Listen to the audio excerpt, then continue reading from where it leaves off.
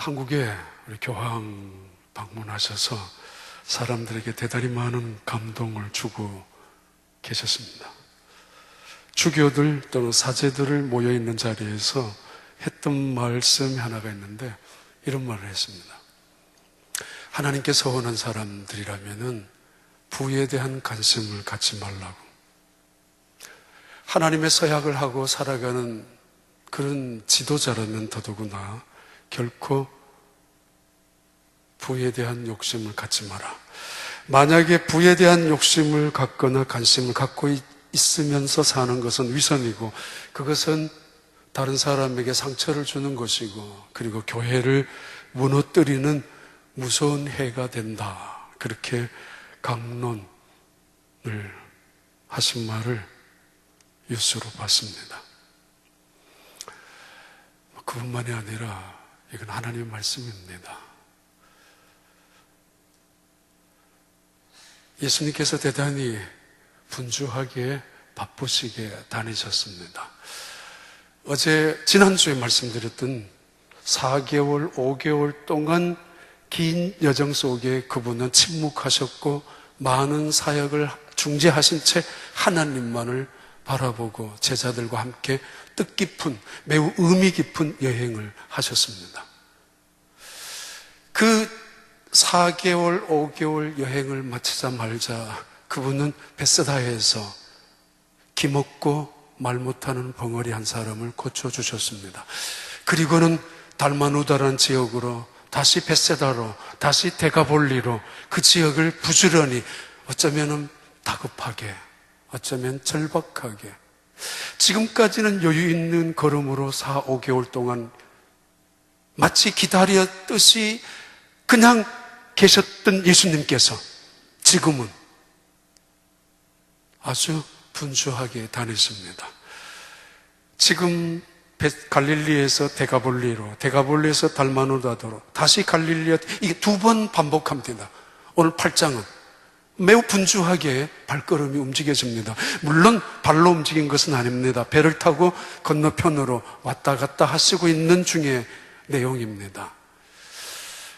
어쩌면은 마지막 떠나가야 될 부모님이 남겨둔 자식들을 보면서 안타까운 심정으로 여전히 철이 없는 자식들 두고 가는 부모님의 절박한 심정으로 무엇인가 하나라도 더 가르쳐주고 싶은, 무엇이라도 하나라도 더 자신의 부모님의 뜻이 무엇인가를 인식시켜주고 싶은, 아니면 무엇이라도 자식들에게 더 많은 사랑을 베풀고 싶은 그 절박한 심정이 부모님에게 있듯이 그런 가슴으로 예수님은 분주히 지금 왔다 갔다 하시고 계십니다. 이제 얼마 남지 않으면 십자가가 눈앞에 있기 때문입니다. 아니 어쩌면 가르치는 스승님이 아무리 가르쳐도 제대로 알아듣지 못하는 제자들을 바라보면서 때로는 한심스럽게, 때로는 탄식하고, 때로는 안타까움으로 오늘 가르쳐주고 이해가겠니? 예. 다음에 다시 가르쳐주면서 이거 알지?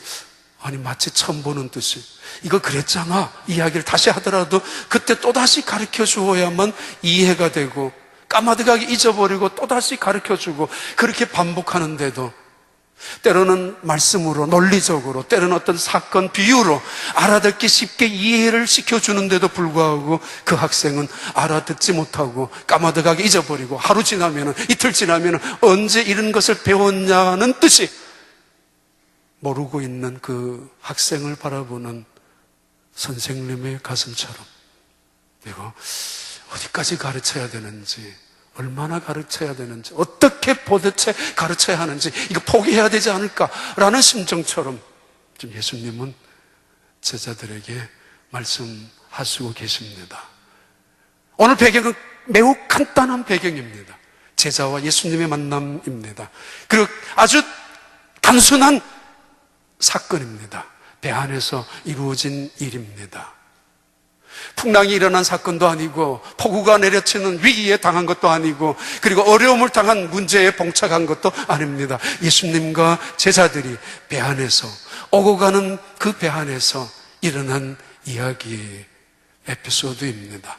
그 제자들에게 예수님이 두 가지 책망을 하셨습니다. 그 말씀의 주제를 왜 아직도 깨닫지 못하느냐. 마치 어머니의 안타까운, 아직까지 철이 안 들었단 말이야. 저래 가지고 어떻게 세상을 살 수 있는가. 때로는 괴로운 심정을 가지는 것처럼, 때로는 아무리 가르쳐도 이해 못하는 학생을 바라보는 선생님처럼 예수님 말씀합니다. Do you still not understand? 아직도 여전히 이해를 못하느냐고. 내가 왜 이렇게 다니고 있는지, 믿음이 무엇인지, 내가 너희들에게 무엇을 원하는지 아직도 모르고 있단 말이냐. 단순한 한숨, 탄식, 절망을 벗어나서 오히려 이 말씀 속에는 어떤 기대감도 포함시켜져 있는 말씀이기도 합니다. 언젠가는 이해할 것이다라는 기대를 품고 있습니다. 꽤 오래전에 한번 말씀드렸죠.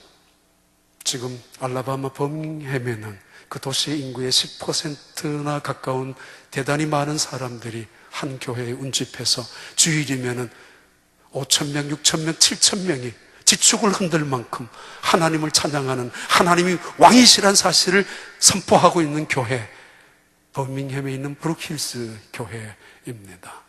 그 교회를 담임하고 있는 데이빗 플래츠라는 목사님, 첫 번째 지은 책이 레디칼이라는 책입니다. 그분은 2006년도에 그 교회 담임을 하셨습니다. 아주 젊은 나이에 많은 교인들이 몰려오기 시작했을 때 그는 고민하기 시작했습니다. 과연 이들이 진짜 그리스도인인가? 무엇 때문에 온단 말인가? 그러면서 두 가지 질문을 시작했습니다. 당신은 예수를 믿습니까? 예. 그들에게 두 번째 질문을 던졌습니다. 당신은 예수님의 말씀에 순종할 준비가 되어 있습니까? 대단히 진지한 질문이고 어쩌면 과격하기 짝이 없는 노골적인, 도전적인 질문입니다. 당신은 예수님의 말씀에 순종하십니까?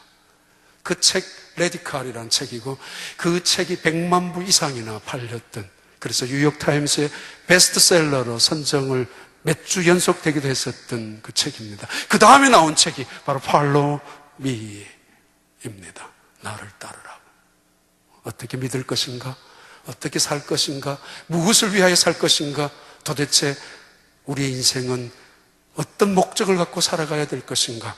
그런 관심, 그런 질문을 하는 모든 사람들을 향하여 말씀하는 말씀입니다. Follow me. 나를 따라오라고. 적어도 이 책 속에는 우리를 향하여 4가지 이상을 도전하고 있습니다. 첫 번째 도전은, 당신은 하나님을 위하여 목숨을 내어놓을 수가 있습니까? 만약에 하나님을 믿는다고 하면서도 아무런 대가를 지불하지 못한다면 당신은 가짜입니다.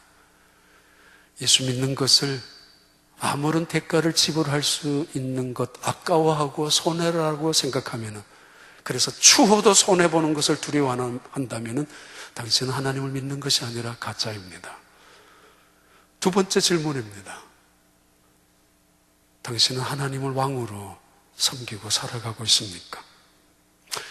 다시 말하면 하나님의 위대하심과 놀라우신 영광스러움, 예수 그리스도의 구주 되심과 주인 되심을, 그 선하심과 그 놀라운 신실하심을 맛보고 살아가고 있고 입으로 간증할 뿐만 아니라 손으로 눈으로 바라보고 있습니까? 정말 그분을 경험한 적이 있습니까? 얼마나 놀라운 분인지. 그래서 온 세상을 향하여 하나님이 왕이라는 사실을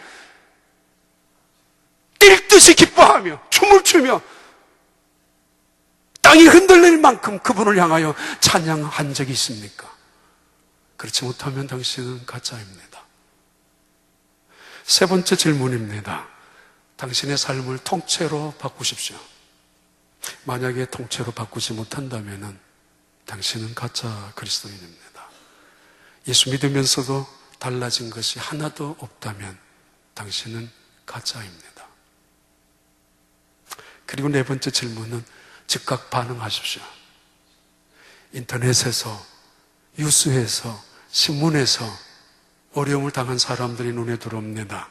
곳곳에서 탄식 소리가 들어옵니다. 곳곳에서 도와달라는 소리가 들리고 있습니다. 내 것이 아니다, 내 책임이 아니다, 이것은 내가 할 일이 아니다라고 생각하는가, 아니면 내가 무엇인가를 해야 될 것인가, 거기에 어떻게 반응하느냐, 그거에 따라서 당신은 진짜와 가짜가 갈라질 것입니다. 그분은 그 책에서 대단히 주저하지 아니하고 아주 단호하게 망설이지도 아니하고 진짜와 가짜 그리스도인을 구별하고 있습니다. 그렇다면 적어도 10,000명, 20,000명, 30,000명이 모이는 교회가 1,000명으로 줄여야 될 텐데 100명 모이던 교회는 오히려 6,000명, 7,000명으로 운집하고 있는 교회입니다. 그래도 누가 뭐라 하든지 구석구석의 미국은 그래도 생명, 희망이 있는 땅 여전히 아닙니까?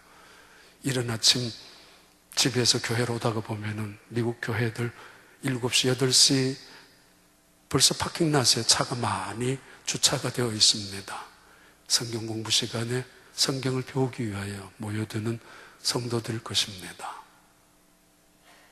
오늘 주제는 세 번째 그의 말입니다.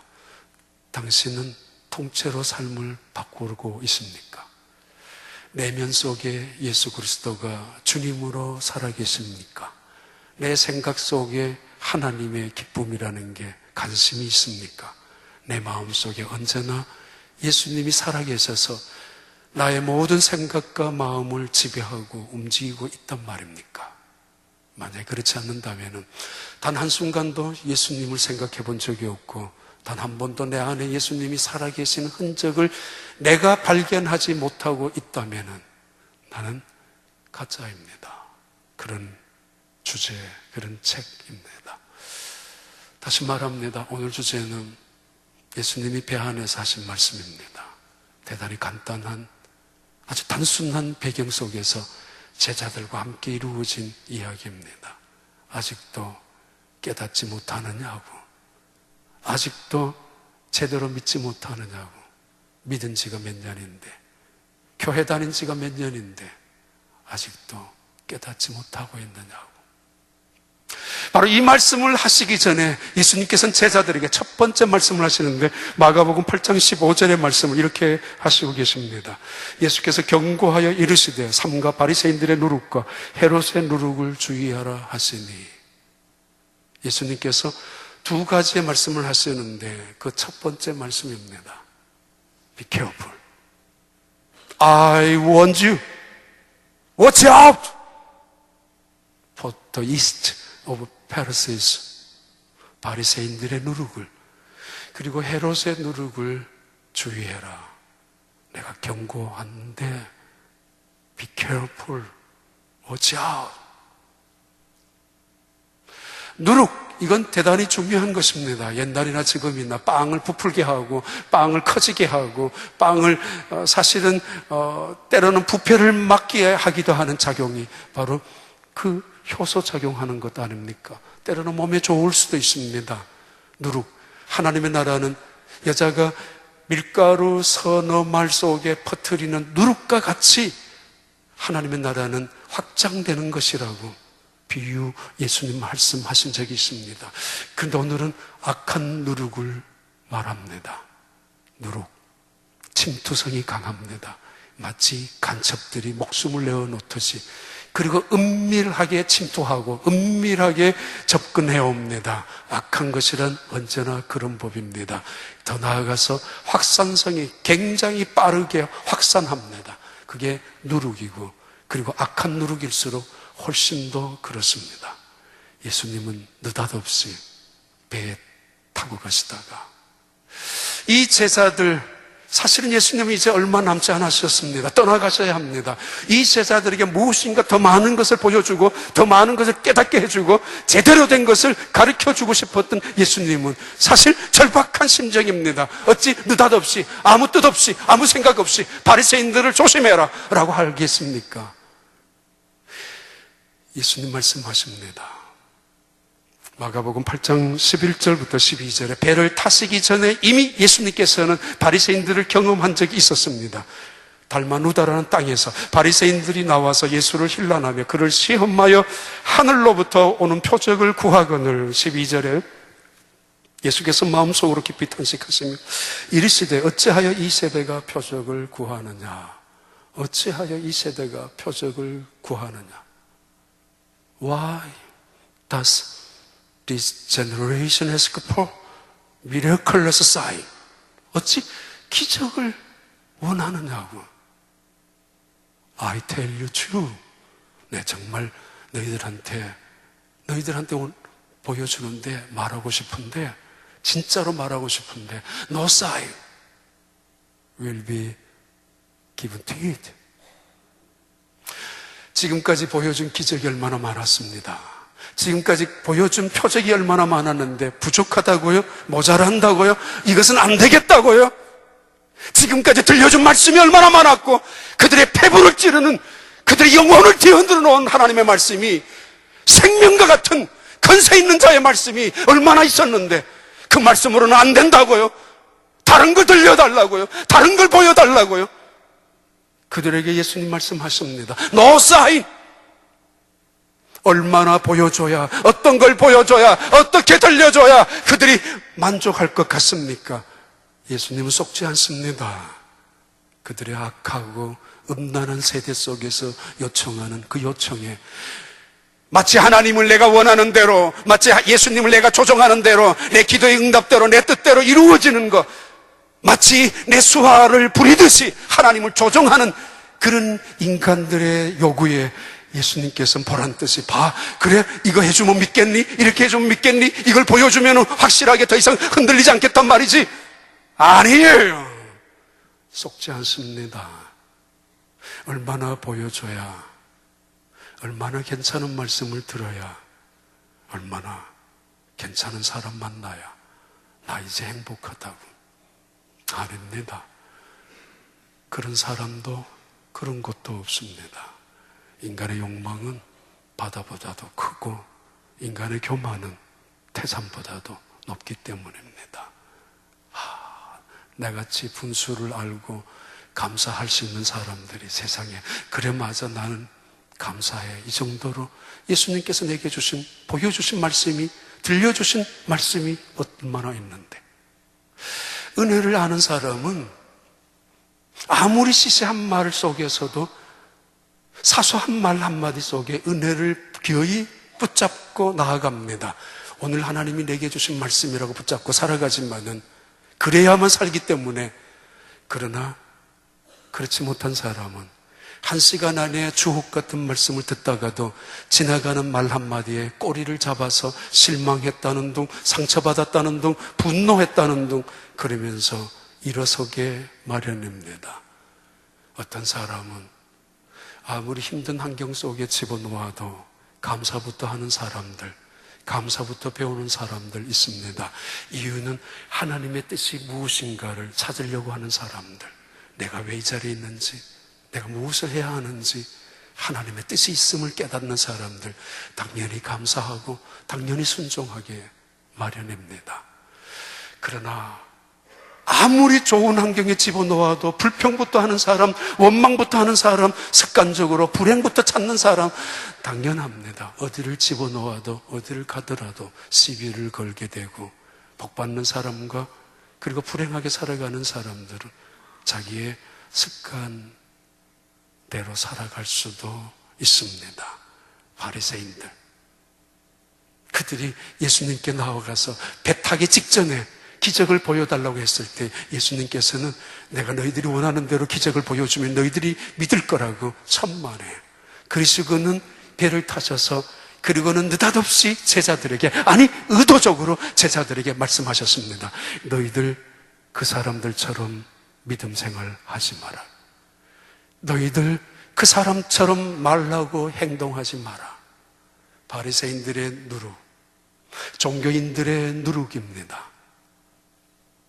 그들은 기도를 합니다. 사람들 들으라고 합니다. 그래서 하나님께 응답되는 건 관심이 없습니다. 그래서 한번 응답도 받아보지 못한 형식적인 기도, 가짜 기도만 드렸던 사람들이 바리새인들입니다. 그 악한 누룩을 너희들 똑같이 닮아가지 마라. 우린 가끔 다른 사람 욕하고 가끔 다른 사람 비난하다가 똑같이 닮아가고 그 길을 똑같이 걸어갈 때가 있기 때문입니다. 아니, 바리새인들은 구제도 잘합니다. 어떻게 해요?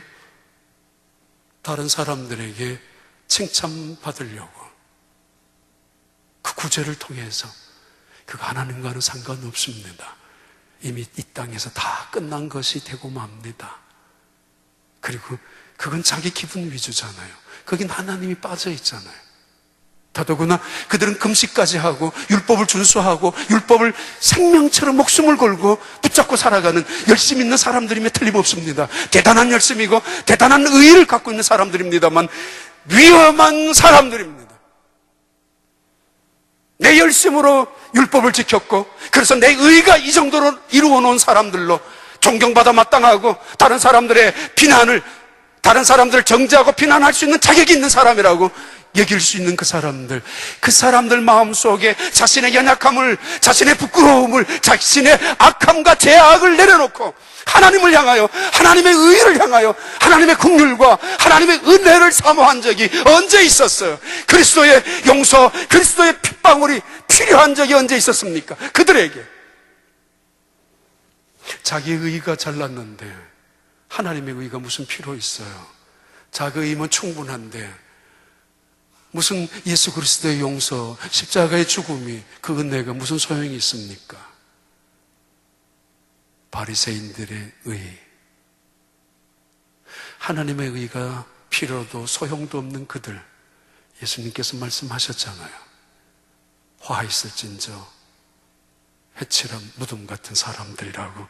마태복음 23장 13절 말씀입니다. 화 있을진저 외식하는 서기관들과 바리새인들이여, 너희는 천국문을 사람들 앞에서 닫고 너희도 들어가지 않고 들어가려 하는 자도 들어가지 못하게 하는도다. 25절 화 있을진저 외식하는 서기관들과 바리새인들이여, 장과 대접의 끝은 깨끗이 하되 그 안에는 탐욕과 방탕으로 가득하게 하는도다. 27절 화 있을진저 외식하는 서기관들과 바리새인들이여, 회칠한 무덤 같으니 겉으로는 아름답게 보이나 그 안에는 죽은 사람의 뼈와 모든 더러운 것이 가득하도다. 28절에 이와 같이 너희도 겉으로는 사람에게 옳게 보이되 안으로는 외식과 불법이 가득하도다. 그렇게 닮아가지 마라. 그렇게 닮아가지 마라. 하나님을 믿으면서도 한 번도 내려놓지 못한 채로 자기 것, 내 것 움켜잡고 사는 사람들, 그게 최고인 줄 알고 살아가는 사람들, 하나님을 믿으면서도 한 번도 그 은혜 앞에서 가슴을 치고 눈물을 흘려본 적이 없는, 감사해본 적이 없었던 생동감이란 한 번도 느껴본 적이 없는 사람들, 그들을 생각하면서 예수님께서 하시는 말씀입니다. 그렇게 믿지 마라고. 욕하면서 똑같이 닮아갈 수 있는 그들에게, 제자들 너희는 그렇게 하지 마라. 그리고 헤롯의 누룩, 사두개의 누룩도 조심하라. 탐욕, 물질적인 욕심, 그리고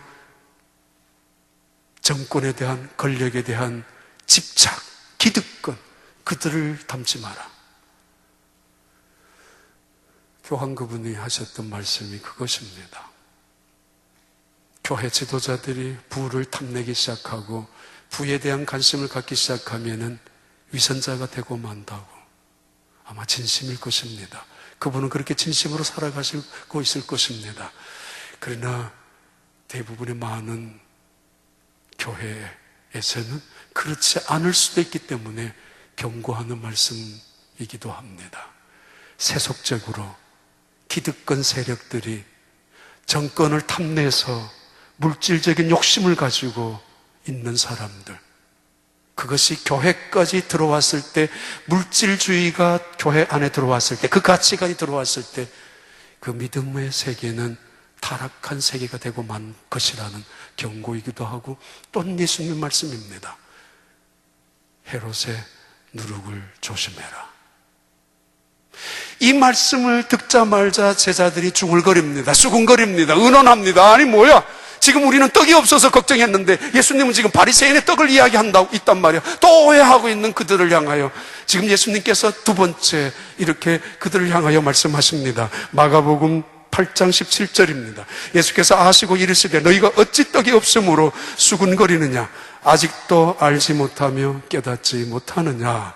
너희 마음이 어찌 이렇게 둔하게 되었느냐고. Why are you talking about having no bread? 아니, 뭘 쑥덕거려? 뭘 의논해? 뭘 수군거리느냐고? 아니, 뭘 걱정해? 뭘 의심하느냐라고. 지금 예수님께서 하시는 말씀입니다. 그러면서 왜 깨닫지 못하느냐고, 왜 깨닫지 못하고 있느냐고 예수님께서 제자들에게 하시는 말씀입니다. 이 제자들이 걱정이 있었습니다. 급히 다니다가 보니까 누군가가 챙겨야 될 빵을 챙기지 못했던 것 같습니다. 배 안에서 때로는 2시간, 때로는 3시간 혹은 5시간까지 있었을 때에 시장하셨던 예수님에게도 빵이 필요했을 것입니다. 그런데 분주하게 다니다가 또는 급하게 움직이다가 보니까 빵 가져오기를 잊어버렸고 빵 한 조각만, 떡 한 덩어리만 들고 왔습니다. 그래서 타자말자 그들이 의논했습니다. 우리 큰일 났다고, 떡 한 조각밖에 가지고 오지 않았다고. 바로 이런 말을 들었던 예수님께서는 바리새인의 누룩을 조심하라고 했는데 이 말을 들은 제자들이 다시 동문서답격으로 뭐야? 우리가 떡을 안 가져왔는 거 예수님도 아신단 말이야? 아니 우리가 떡을 가지고 걱정하고 있는 거 예수님도 지금 들었단 말이야? 그래서 지금 예수님께서 다시 말씀하는 것입니다. 뭐야? 내가 그래서 말하고 있는 것 같아? 그러면서 그날 아침에 있었던 이야기로 말씀을 전개합니다. 마가복음 8장 1절부터 나오는 말씀입니다. 8장 1절부터 3절까지. 그 무렵에 또 큰 무리가 있어 먹을 것이 없는지라 예수께서 제자들을 불러 이르시되 2절에 내가 무리를 불쌍히 여기노라. 그들이 나와 함께 있은지 이미 사흘이 지났으나 먹을 것이 없도다. 만일 내가 그들을 옮겨 집으로 보내면 길에서 기진하리라. 그 중에는 멀리서 온 사람들도 있느니라.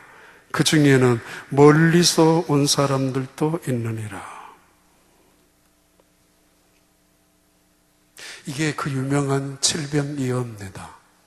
전 아주 어렸을 때 오병이어의 사건이 이쪽에 가서 또 한 번 반복했구나. 그냥 동일한 사건인 줄 알을 때가 꽤 있었습니다. 동일한 건 전혀 아닙니다. 오병이어는 벳세다였고 이것은 데가볼리입니다. 오병이어는 5,000명이었고 이거는 4,000명입니다.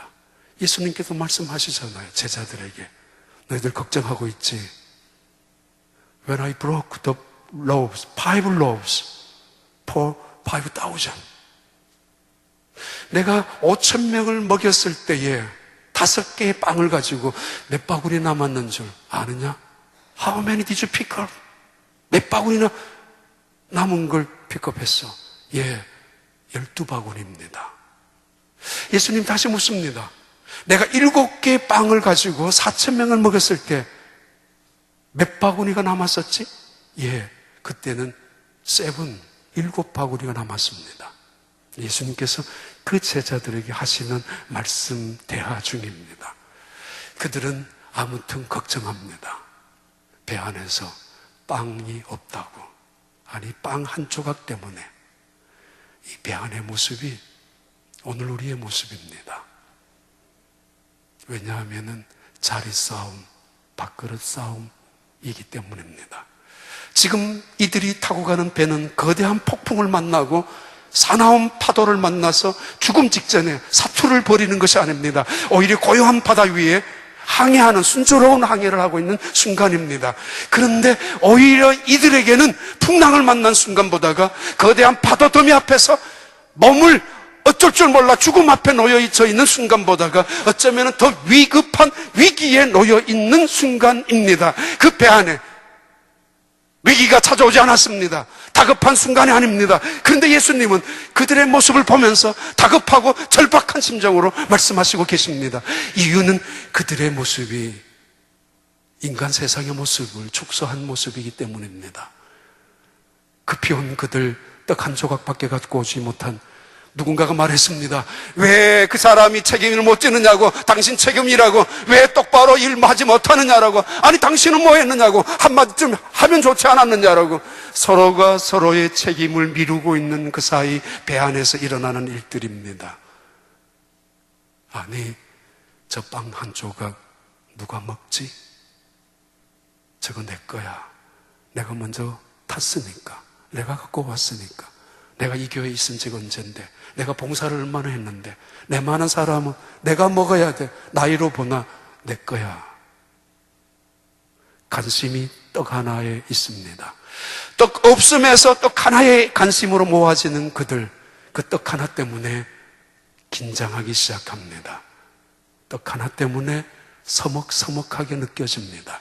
떡 하나 때문에 불안합니다. 예수님 말씀합니다. 왜 걱정하니? 이 걱정하다라는, 의논하다라는 말은 디엘로기전토라는 헬라어를 씁니다. 디엘로기전토. 왜 수군거리느냐고, 왜 쑥덕거리느냐고, 다른 말로, 좋은 말로 왜 의논하느냐. 떡 하나 있는 거 의논하죠. 자기 깨를 가지고 지식을 내죠. 판단하죠. 하나밖에 없는데 얼마나 나누면 우리 12명이 13명이 함께 먹을 수 있지? 어떻게 잘라야? 아니 이걸 어떻게 나눠야? 아주 기가 막힌 아이디어를, 기가 막힌 생각을 끄집어냈을 것입니다. 그러면서 걱정할 거 다 하고, 근심할 거 다 하고, 떡 없음으로, 아니 떡 하나 때문에, 그러면서 긴장하고 불안하고, 아니 그러면서 서로가 서로를 바라보면서 서먹서먹해지는 느낌마저, 밥그릇 싸움 때문에, 아니 자리 싸움 때문에 벌어지는 사투, 그 배 안에서, 고요한 바다 위에서 이루어지는 배 안의 풍경의 모습이 인간의 모습 아니에요? 우리의 모습 아닙니까? 금방 낮에 사흘 동안 하나님의 말씀을 들으면서 하늘에서 선포되는 말씀인 것처럼 예수님의 말씀을 들으면서 사흘 동안 얼마나 기뻐하고 은혜를 누렸어, 감동했었던 그들 속에 있었던 제자들, 사흘이나 대가 볼일 있었습니다. 갖고 왔던 거 다 먹고 치웠을 것이고, 눈 뜨면 말씀을 들었고, 다시 배가 고파도 말씀을 들었던 시간이 사흘이었습니다. 벳세다는 온종일이었습니다마는 유대인들의, 이방인들은 오히려 사흘 동안 예수님의 말씀을 들었습니다. 해가 는 줄 모르고, 배고픈 줄 모르고, 시간 가는 줄 모르고, 정신없이 배가 불리 이방인 사람들도 예수님의 말씀을 들었습니다. 하룻밤 잠자고 나면은 그만하면 됐을 텐데 다음날 일어나서 또 듣고 싶다고, 이틀 저녁이면 충분했을 텐데 그것이 무엇이 모자라서 또 그 말씀, 어쩌면 또 다른 말씀이라기보다 또 반복되는 말씀일 텐데, 같은 말씀일 수도 있을 텐데 그 말씀 앞에서 또 듣고 싶다고 눈을 부비면서 일어나자마자 또 들었던 그들, 사흘 동안이나 계속되었던 말씀, 그들이 집으로 가려고 할 때 예수님께서 말씀하셨습니다. 내가 저들을 만약에 그냥 돌려보낸다면 집으로 돌아가다가 쓰러지고 말 것이다라고 그렇게 생각을 하고, 그렇게 마음속으로 긍휼을 갖고 있습니다.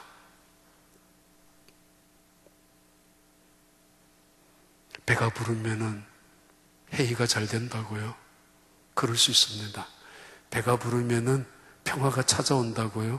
그럴 수도 있습니다. 그러나 보통 인간의 수준이나 짐승의 수준은 가능합니다만 인간의 탐욕은 끝이 없습니다. 배가 부른 재벌들, 형제들이 소송을 오늘 또 하고 있습니다. 끊임없이. 배가 얼마나 부르고 있는 사람들인데 아버지가 아들을, 아들이 어머니를, 어머니가 자식을, 동생이 형을 고소하고 있습니다. 돈 때문에. 배부르면 행복할 것 같습니까? 예수님은 이미 하셨습니다.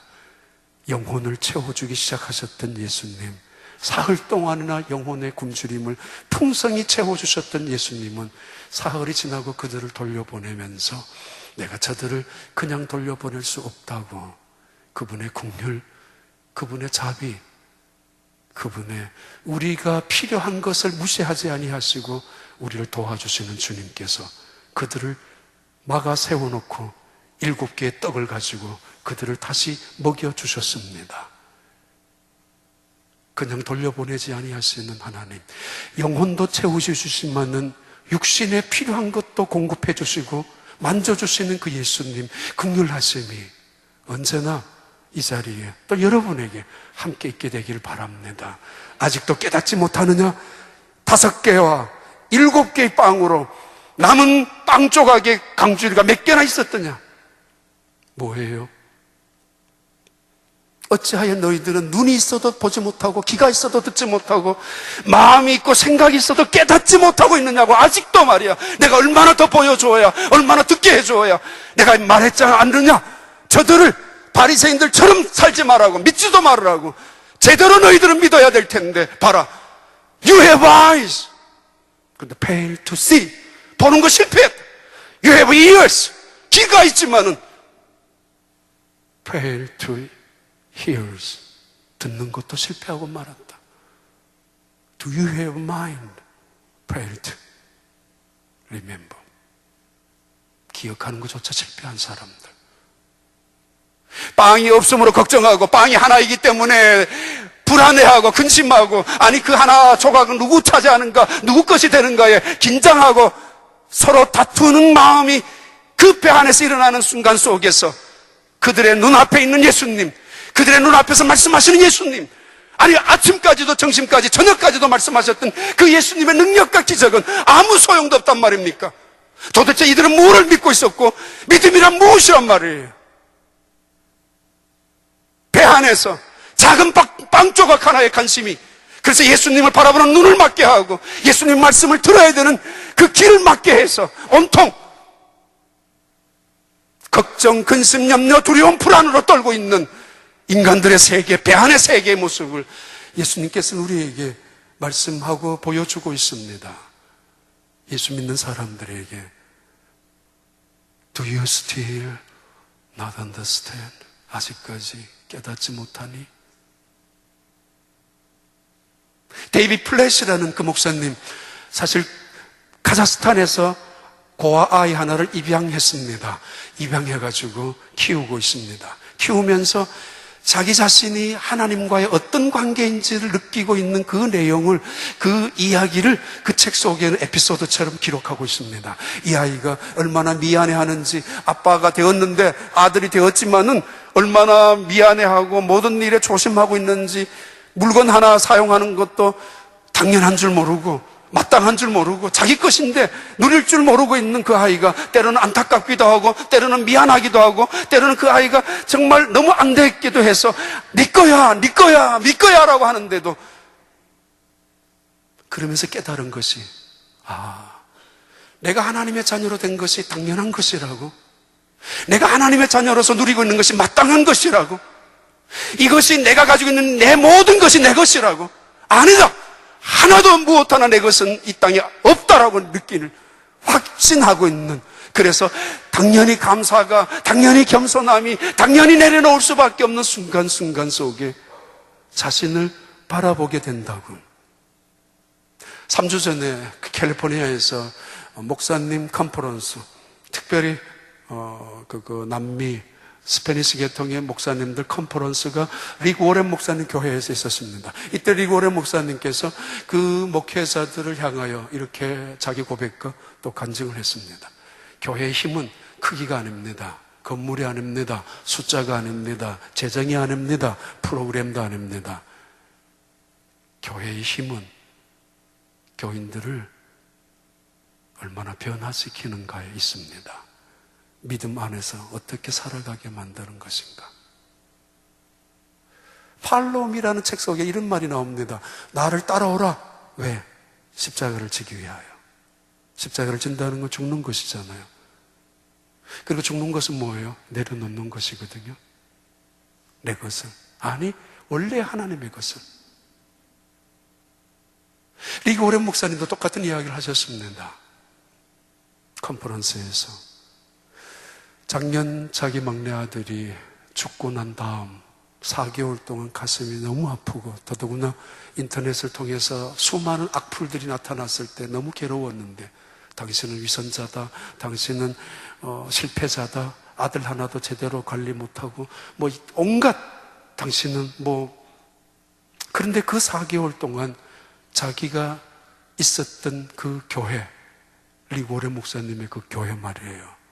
그 교회가 4,000명이 세례를 받았었다고. 25,000명, 35,000명, 5만 명을 모이는 교회로 그분은 자랑하지 않습니다. 우리 교회에 모이는 숫자를 자랑하는 것이 아니라, 그분은 교회 와서 사람들이 변화하는 성도들이 이 세상을 향하여 반응하고 있는 세상을 바꾸어 나가는 성도들로 가득 차 있는 것, 그런 능력과 그런 힘이 있는 교회, 그 교회를 맡고 있는 사실 앞에서 그는 굉장히 자부심을 느끼고 있습니다. 자기가 없었던 그 시간에 4,000명의 교인들이 세례를 받았었다고. 얼마나 튼튼한 교회로 그들이 제자로 성장하고 있었다면 얼마나. 그분 그런 고백도 했죠. 지난 25년 동안 교회에서 받은 사례비 다 돌려줬고, 저는 못 그럽니다. 갑자기 니도 그래라. 그분은 돈이 많았습니다. 책이 5천만 부나 팔렸으니까. 그래서 아프리카에 큰 일을 하고 있습니다. 그래서 저는 이런 말을 할 때마다 속이 많이 보입니다. 니부터 돈을 내야지. 내려놓으라고. 내가 하고 있는 일이 아무리 시시한 일이라 할지라도 내려놓고, 또는 내가 하고 있는 일이 아무리 중요한 일이라도 주님 앞에 내려놓기 시작하고, 그렇다면 그 지팡이가 내려놓을 때 생명이 역사하듯이, 뱀이 되듯이, 그러나 그 지팡이가 내 손에 잡고 있는 한 막대기에 불과하듯이 주님 앞에 내려놓기 시작하면 변화의 새로운 역사가 이루어지기 시작한다고. 그렇게 컨퍼런스의 목사님들한테 용기를 또는 격려를 혹은 도전을 하셨던 말씀입니다. 예수님이 배 안에서 말씀합니다. 근심하고 있는 제자들, 걱정하고 있는 제자들, 믿음이라고는 아직도 보이지 않고 있는 그 제자들에게 예수님 말씀하십니다. 아직도 깨닫지 못하니, 내가 빵 5개로 5,000명을 먹였어. 내가 했어. 내가 누군 줄 몰라? 내가 빵 7개로 4,000명을 먹였어. 그가 누군 줄 알아? 나야! 지금 내가 너희들 앞에 있고, 지금 내가 너희들과 함께 있고, 지금 내가 너희들을 지켜주려고 있는 것이 낸데, 걱정하고 근심하고 염려하고 싸우고 긴장하고 있다고, 두려워하고 있다고, 도대체 믿음이 뭐냐? 그들 향해 하시는 말씀입니다. 왜 아직도 두려워하느냐? 다시 깨닫고 일어서는 믿음. 맞아, 주님이 나와 함께 하시지. 맞아, 그 주님이 나의 주님이시라는 사실의 확신 속에 일어나서 나가는 한 주간, 세상 속에 일어나는 모든 일들, 떡 때문에 싸울 필요 없습니다. 생명의 떡 주님이 계시고 생명의 주인이신 주님이 우리와 함께 하시는데, 그 주님과 함께하는 한 주간 되기를 바랍니다. 하나님 아버지 감사합니다. 주님의 은혜, 주님의 긍휼, 주님의 사랑으로 굶주렸던 그 백성들에게 그냥 보내지 아니하시고 다시 먹을 것을 채워 보내시는 주님, 오늘 또 우리에게 말씀과 육신의 양식으로 우리를 채워주시는 주님의 손길을 경험하는 주님의 날이 되게 하여 주옵소서. 왜 아직도 깨닫지 못하니? 이제쯤이면은 절박한 심정으로, 때로는 안타까운 심정으로, 아니 이제는 기대하는 믿음으로 우리를 향하여 말씀하시는 주님의 말씀 앞에 믿음으로 넉넉히 일어서서 세상을 향하여 나아가는 주의 백성들 삼아 주옵소서. 예수님 이름으로 기도하옵나이다.